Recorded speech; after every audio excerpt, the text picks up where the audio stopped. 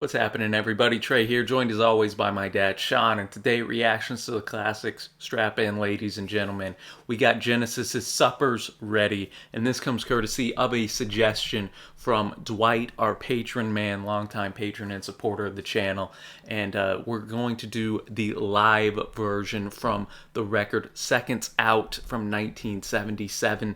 It's 24 and a half minutes long, man. It's going to be a new record here on RTTC. I was about to say record for the longest song. I can't even remember what would have been before that. Probably like 12, 13 minutes, something like I would that. Say. But Dwight was all like, man, he said, normally I go with the studio versions of stuff, but this live version is just so great. Y'all got to experience this live first. So that's what we're gonna do today, man. I'm excited to just buckle down and get going into this. I know, Dad, you have some information on the song before we do. But before we do that, if you like this video, y'all, be sure to give it a thumbs up. That helps us out.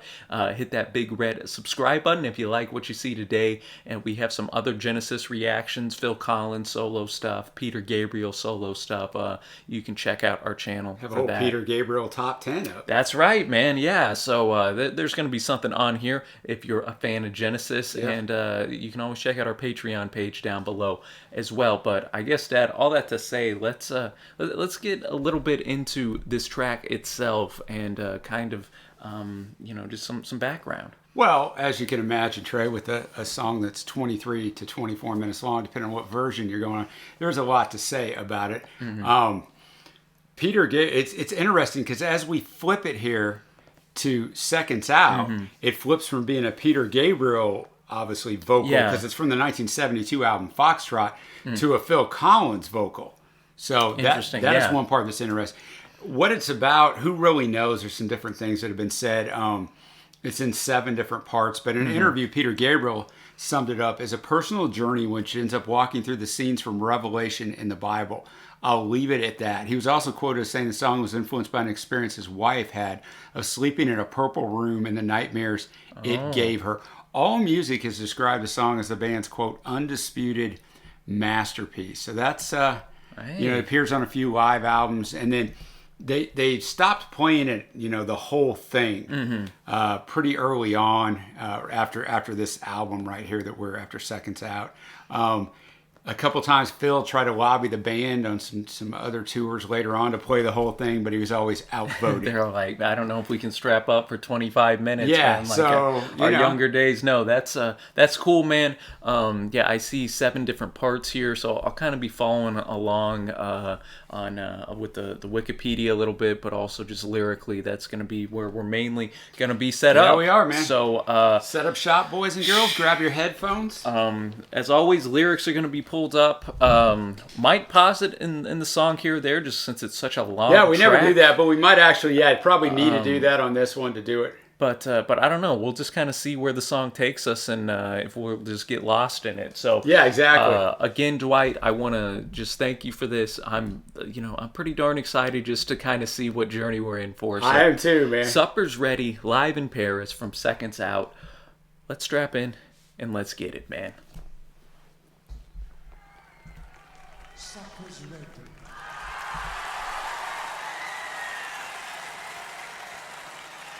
Walking across the sitting room, I turn the television off. Sitting beside you, I look into your eyes as the sound of motor cars fades in the night time.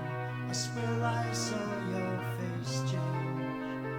It didn't seem quite right, and it's heavy with your guardian eyes so blue.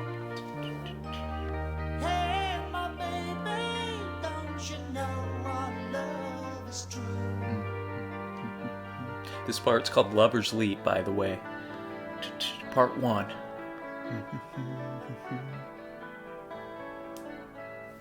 Coming closer with our eyes, the distance falls around our bodies. Out in the garden, the moon seems very bright. 6 same shrouded men move across the lawn. Slowly the seventh walks in front, with the cross held high in hand, and it's, hey there, your supper's waiting for you. Hey my baby, don't you know our love is true? I've been so far from here, far from your loving arms. It's good to feel you again. Ooh, it's been a long, long time, such a long, long time. Hasn't it?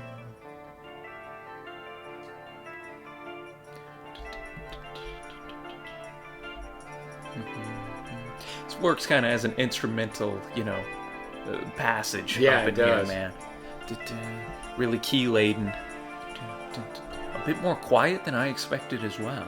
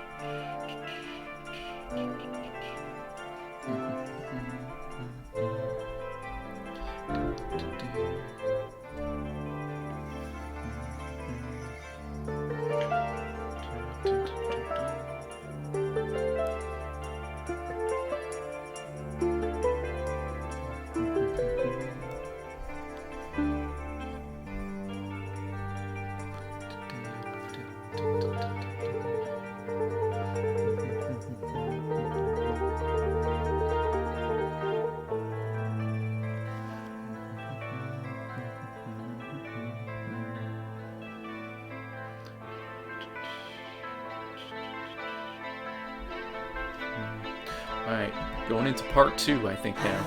No farmer who looks after the farm with water clear. He cares for his harvest.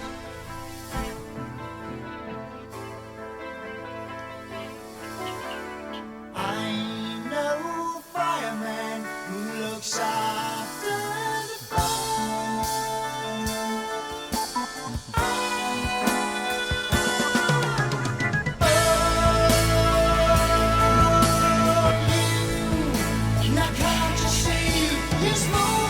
I kept waiting for it to drop, man, and boom, Yeah. it did, a big way.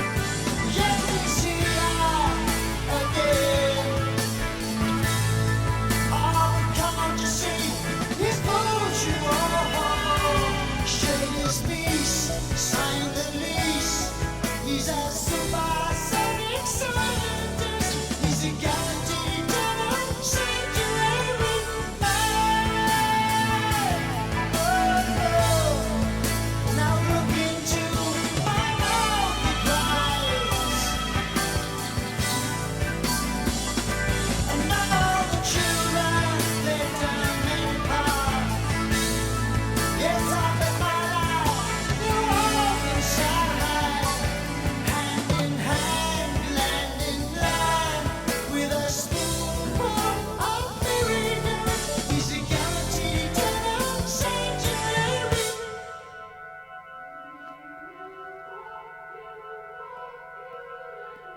Ooh, okay.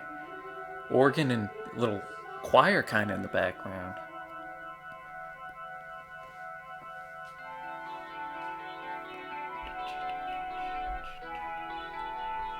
On the studio version, this is going to be more lively. according to Wiki.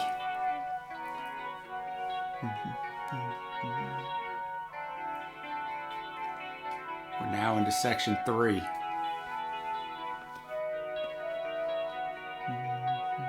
Wearing feelings on our faces while our faces to the rest. We walk across the fields to see the children of the west. We saw a host of long skin warriors standing still below the ground.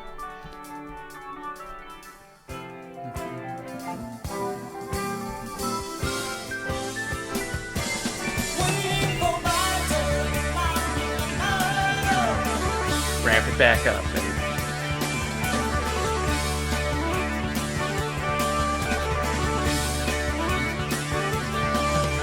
the fight's begun, we've been reached. Killing for peace. Bang, bang, bang. Bang, bang, bang. And they're giving me a wonderful motion, 'cause I cannot contain my emotion. I try. And even though I'm feeling low, someone tell me I'm better. I can live my life until I'm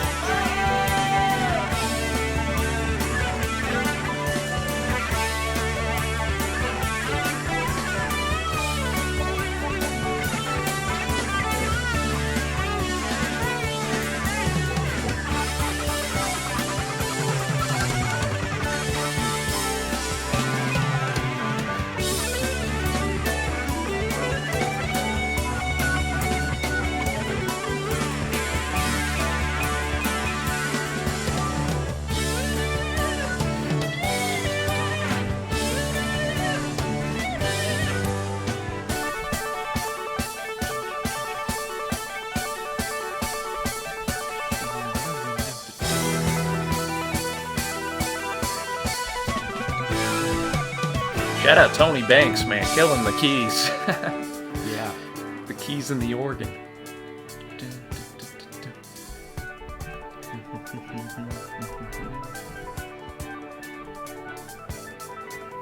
Today's the day to celebrate the foe met their fate.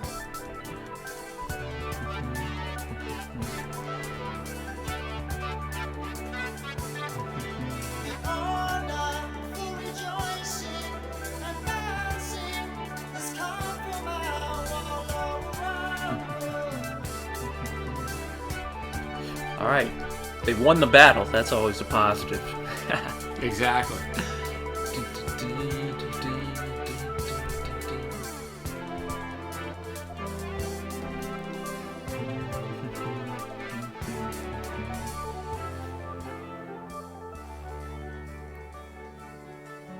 So as we head into part 4, we're going to dial this way back for about a minute and a half.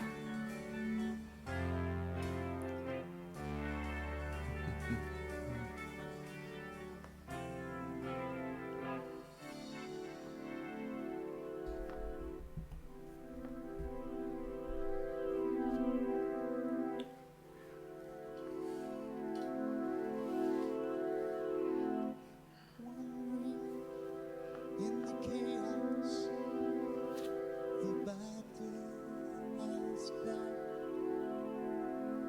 We climbed up the mountain of human flesh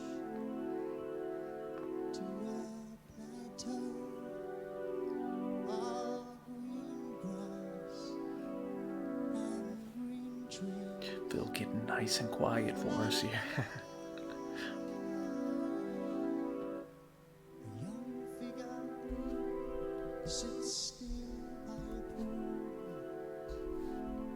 He's been stabbed, human bacon, by some butchery tool. He is you.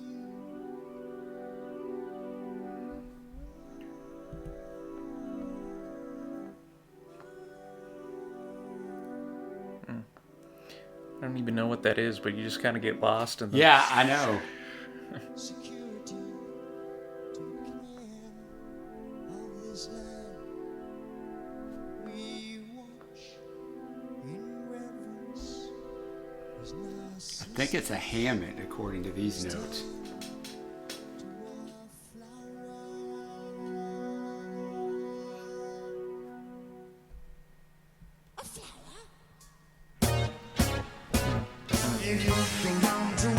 All right, Yellow Farm, Part 5.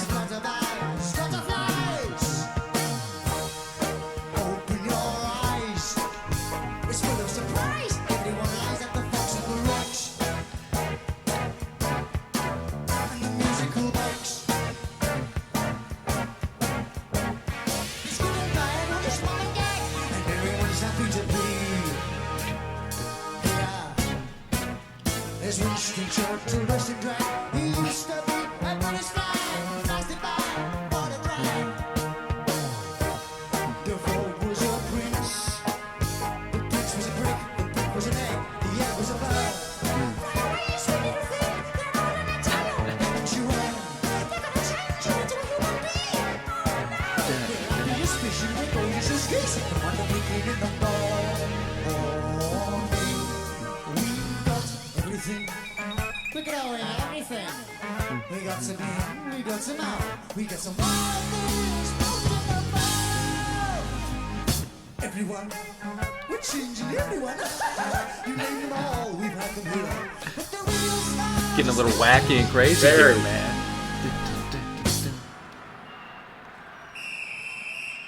all shining. Feel your body melt. Okay. Man to man to damn to that. Let to be this step. This step. Oh, you're all in the ball. Damn to damn to ball to ball. Mentally wishing. Oh, you're all full of ball. Let me hear your lies. We're living this up to the eyes. Here we are. Ooh,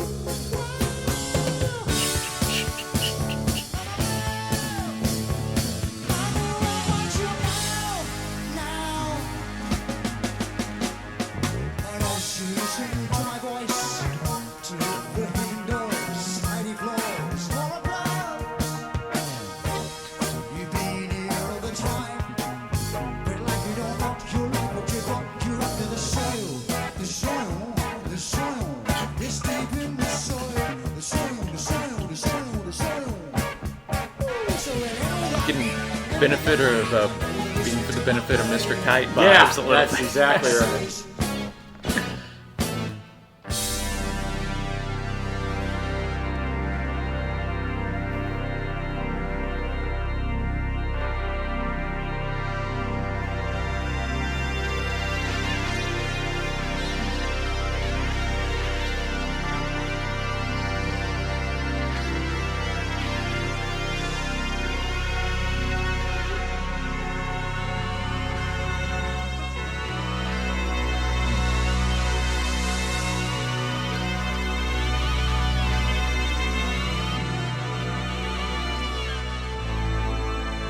Great panning. Very much This so. one too, man.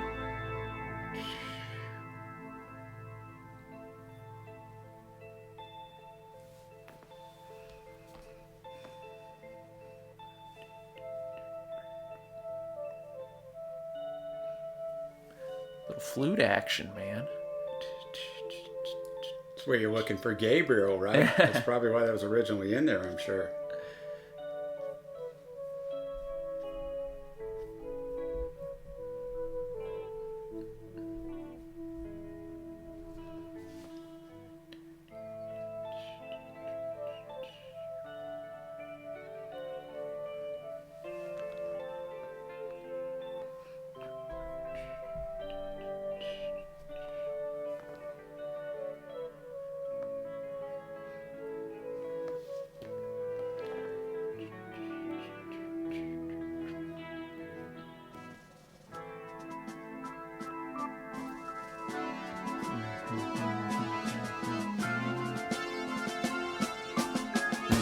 All right, part 6.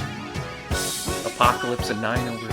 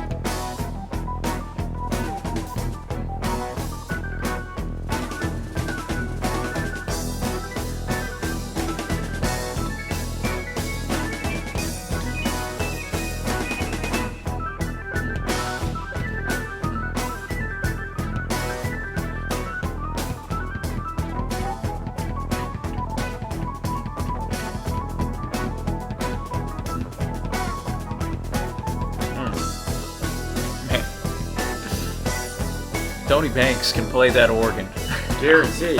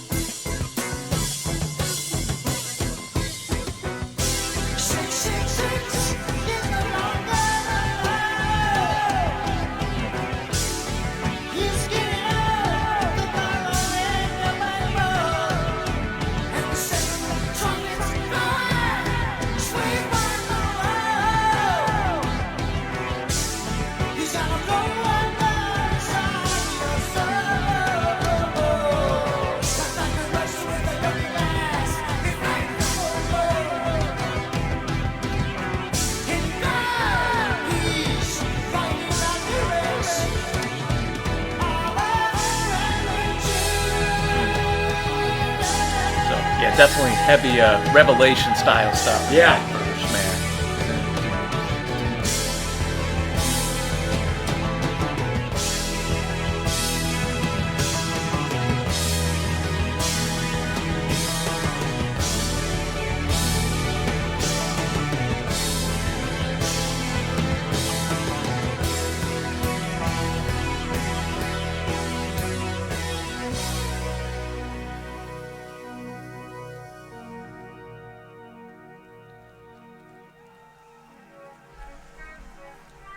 Crowd's getting pumped.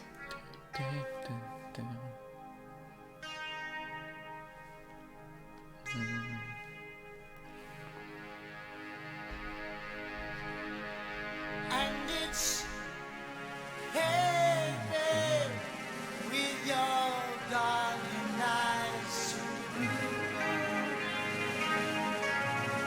Hey, my baby, don't you know our love's true? It's been a journey, man. Journey of a track. Journey lyrically for these folks.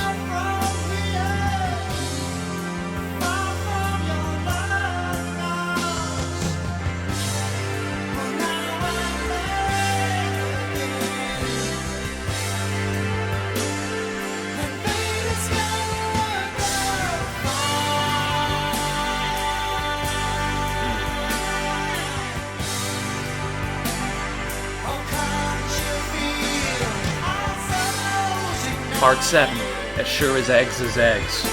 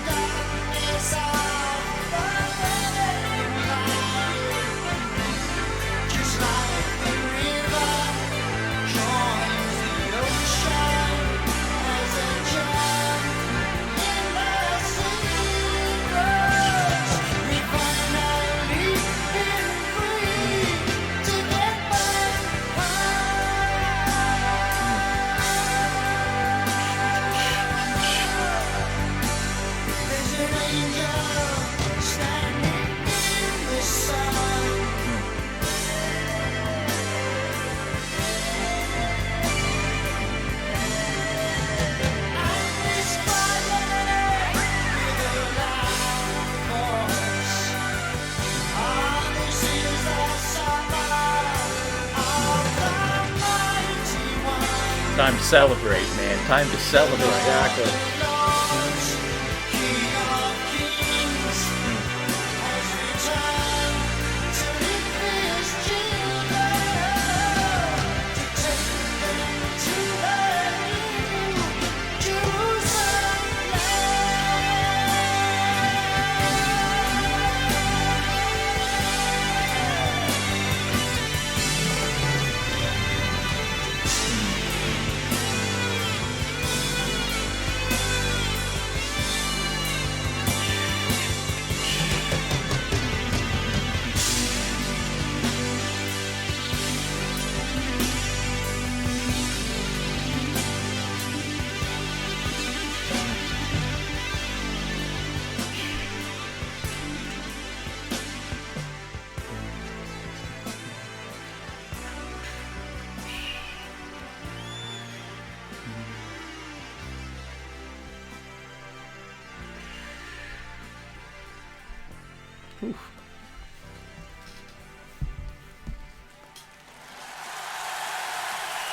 The crowd did not know what they were in store for there, man.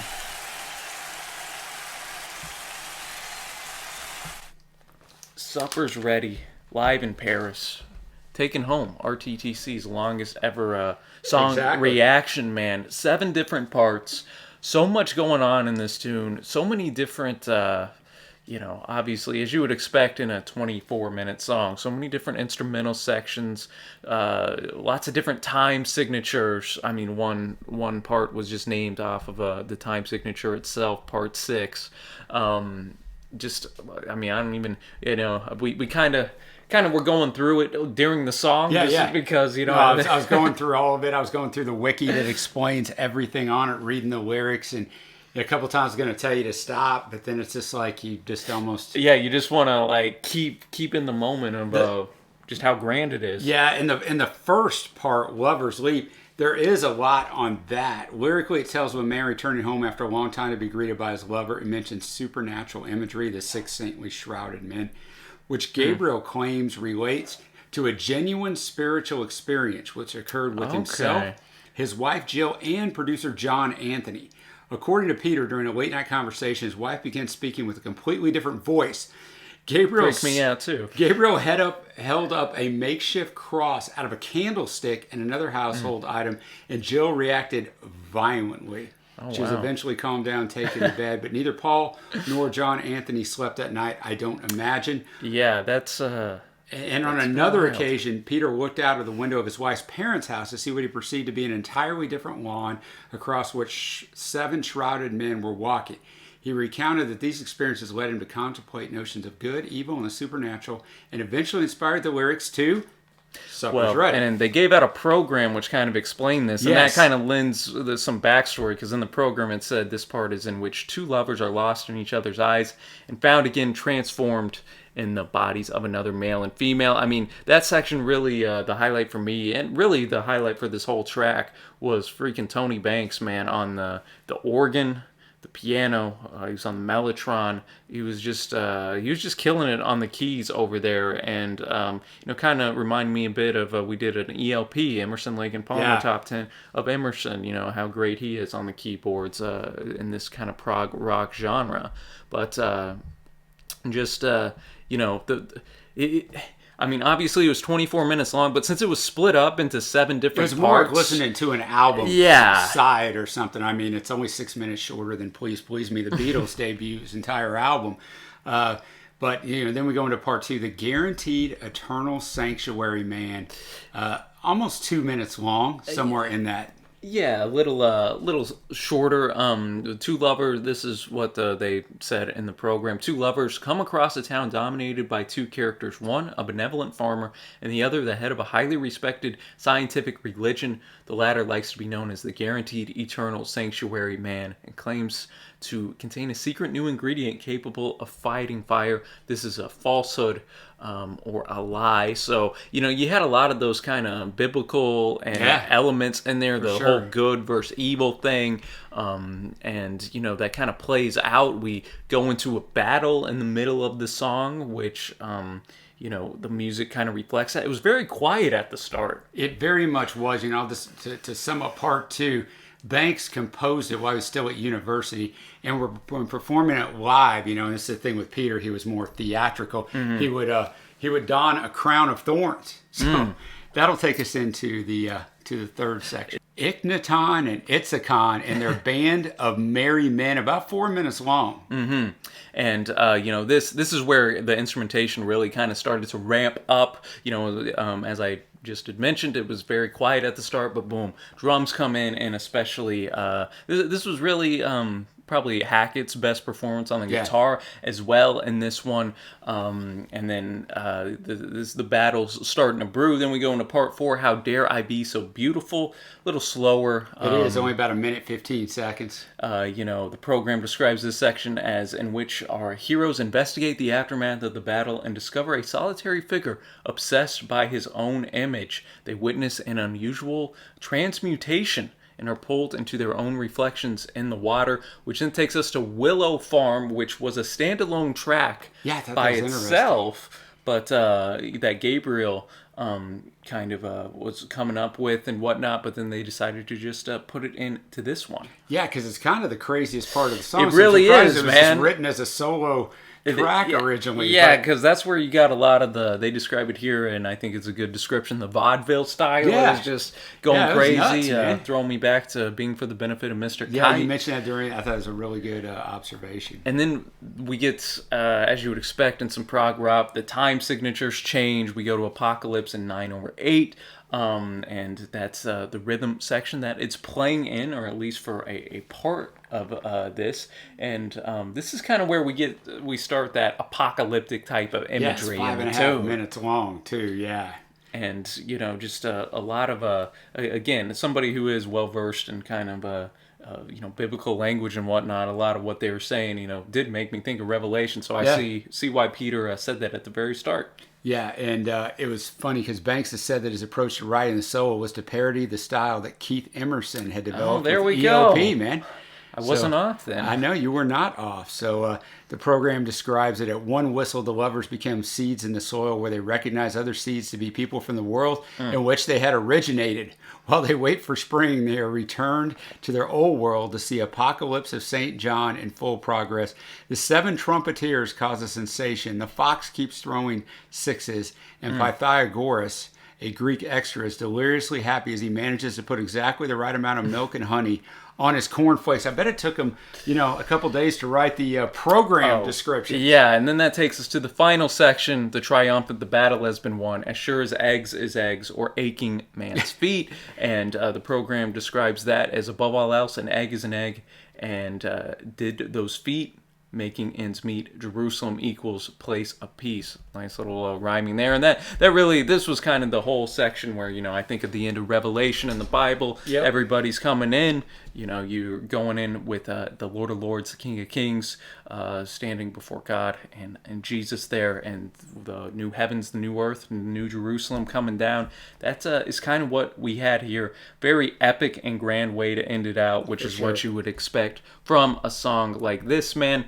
Dang, Dwight, I appreciate you bringing this to us, dude. This was a journey, stealing what you like to say, Dad. I mean, if there's ever a journey, this was a journey, a good one, a real good man. one. I enjoyed taking the ride, and on first listen, we're not going to pick up every little thing, No. But I shout out to the Wikipedia on it to help guide us, because I think that definitely helps. If you were just dry listening to this thing with no guidance, it wouldn't have nearly the same meaning. But yeah, man, really epic, just instrumentation playing as you'd expect from Genesis. That is unique to see their more, those early prog days compared to, what happened when Phil just kind of took the helm. The Invisible Touch in 1986 that I was familiar with. It's wild, man. That's wild. But very, very impressive tune. So shout out to Genesis, man. Let us know what you think of this down below.